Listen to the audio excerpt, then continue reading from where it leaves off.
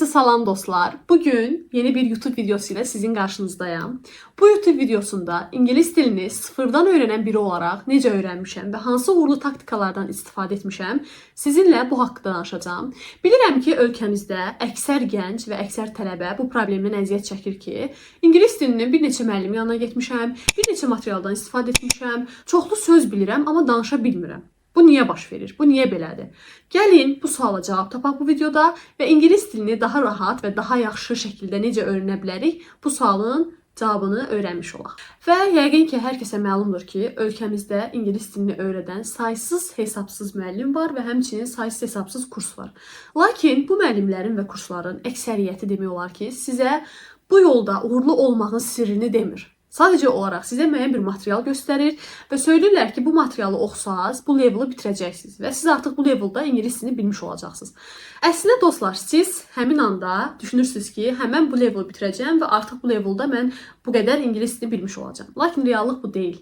Və reallığı siz nə zaman anlayırsınız? Siz artıq öz mühitinizi dəyişib başqa bir mühitə düşdükdə.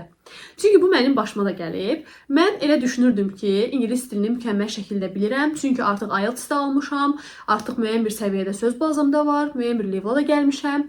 Lakin ölkəmi dəyişib, yeni bir ölkəyə köçəndə və artıq orada İngilis dilində danışmalı olanda başa düşdüm ki, əslində bizim bildiyimiz level, yəni kursların bizə verdiyi level, bizim əslində olduğumuz leveldan qat-qat aşağıdır.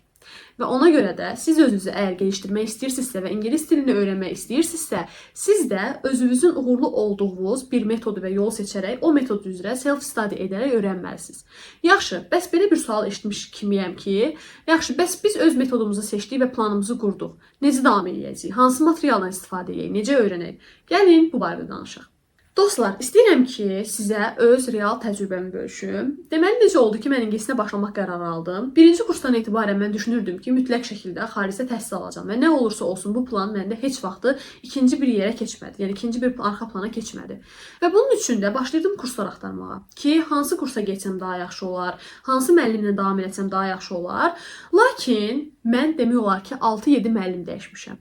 Və anlamışam ki, əslində sizə İngilis dilini öyrənməkdə müəllim deyil də siz özünüz yardımcı olursunuz. Dostlar, barısında sınaq təşkil olunmuşdu. Sadəcə olaraq speaking club kimi həm də özünüzü inkişaf elətdirmə səviyyənizi müəyyənləşdirəcəksiniz ki, siz hansı leveldasınız və hansı levela qədər irəliləyə bilərsiniz. Mən də qoşuldum ona və getdim qrupa düşdüm. Təqribən 8-9 nəfərlik bir qrup idi. Və bu qrupa düşdüyüm təqdirdə mənə suallar verdilər. Başqa müəllimlər başqa suallar verirdi. Uşaqlar da həmçinin cavablamağa çalışırdılar qrup olaraq.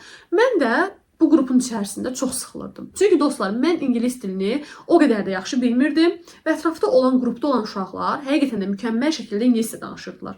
Yəni hətta onların yaşlarını soruşdu, bəziləri mənə bildirmişdi ki, 10-cu 11-ci sinifdəyəm, amma ki mən ikinci kursda olaraq onlar məndən daha yaxşı danışırdı. Və bu situasiyanı görəndə mən həqiqətən çox demotivasiya oldum ki, Aytaç, sən niyə görə beləsən? Sən niyə görə inkişaf eləmirsən? 11-ci 10-cu sinifdə olan bir uşaq səndən daha yaxşı ingiliscə danışır və mən həqiqətən də bir şeyi əgər düşünürəmsə, bir şey məndə çox pis, mənə batırsa, mən o şeyi düzəltməyə çalışan bir insanam. Yəni məni uğursuzluq daha da motivə edib uğura aparan bir amildir. Və buna görə də gəldim artıq həmin günü evə və qərar verdim ki, Aytaç, sən mütləq şəkildə İngilis dilini öyrənəcəksən.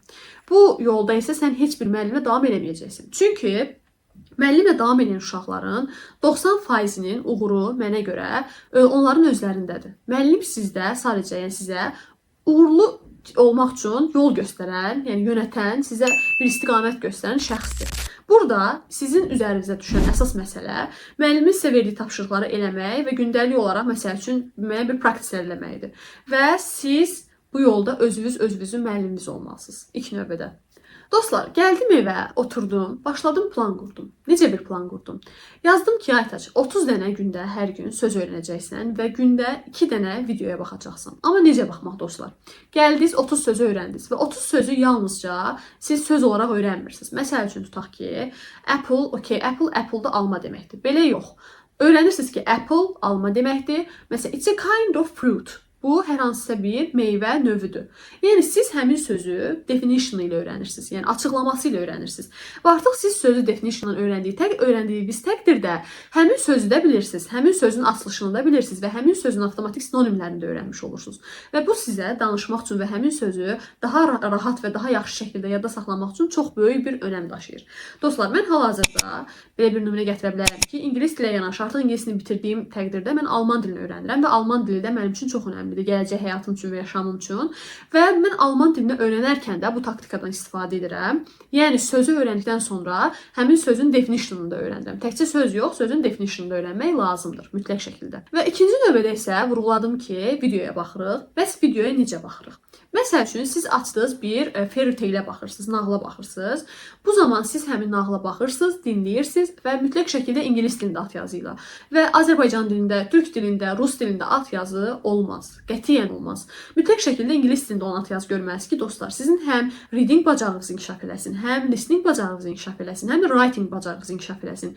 Niyə görə writing deyirəm? Çünki siz hər hansısa bir videoya qulaq asırsınız. Həmin videoya qulaq asıldan sonra sizin avtomatik şəkildə o səs, o hər hansısa bir söz beyninizdə gedir, bilmədiyiniz bir ifadə. Həmin videonu dayandırırsınız, həmin sözü araşdırırsınız Google-da və daha sonra həmin söz avtomatik şəkildə sizin yaddaşınıza həkk olmuş olur və siz artıq onu ifadələrdə də istifadə etməyə başlayırsınız. Gündəlik danışıq ifadələrində və yaxud da ki, hər hansısa bir situasiyanı izah edərkən və bu həqiqətən də çox önəmlidir. Həmçinin siz o videonu subtitle-la oxuyanda, yəni alt yazı ilə oxuyanda görürsünüz ki, həmin sözün məsələn necə yazılışı var, hansı hərfdən sonra nə gəlir, söz ümumiyyətlə necə yazılır, necə səslənir, yəni bu sizə tamamilə aydın olur. Ona görə də mütləq şəkildə ingilis dilini videolara baxanda ingilis dilində alt yazı qoyursunuz və həmin videonu və həmin alt yazını oxuyursunuz və videonu da dinləyirsiniz yəni. Və dostlar, ingilis dilini öyrənməyin digər bir ikinci açarı isə gündəlik şəkildə praktik eləməkdir. Niyə görə praktik eləmək deyirəm? Çünki mən bunu əvvəlki videolarımda da vurğulamışdım ki, təkrar biliyin anasıdır.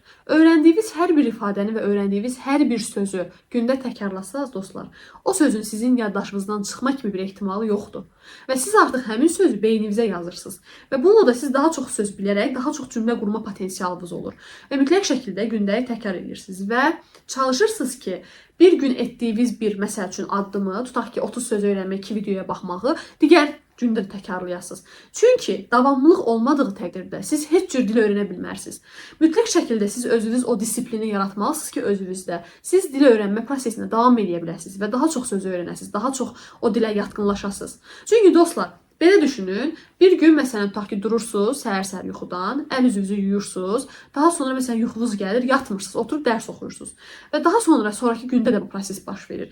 Və əgər siz hər hansısa bir gündə yatsaz, yuxu rejiminizi bölsəz, bu zaman artıq sizin rejiminiz bölünmüş olacaq. Yəni bu da o deməkdir. Həqiqətən də etdiyiniz bir addımı və bir prosesi gündəlik təkrarlamalısınız ki, o sizdə vərdişə çevrilsin və bu vərdişi qazanmalısınız. Dil öyrənmək istəyirsinizsə, siz bu vərdişi mütləq şəkildə qazanmalısınız. Bir videomuzun daha sonuna gəldik. Ümid edirəm ki, bu video sizə faydalı ola bildi və bu tip videoların davamının gəlməsini istəyirsinizsə, mütləq şəkildə like etməyi və abunə olmağı unutmayın. Sağ olun.